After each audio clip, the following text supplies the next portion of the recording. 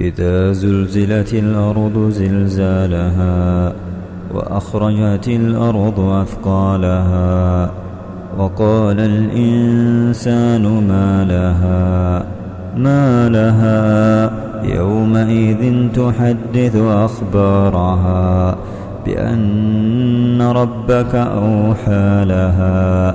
يومئذ يصدر الناس أشتاتا ليروا أعمالهم فمن يعمل مثقال ذرة خيرا يره ومن يعمل مثقال ذرة شرا يره.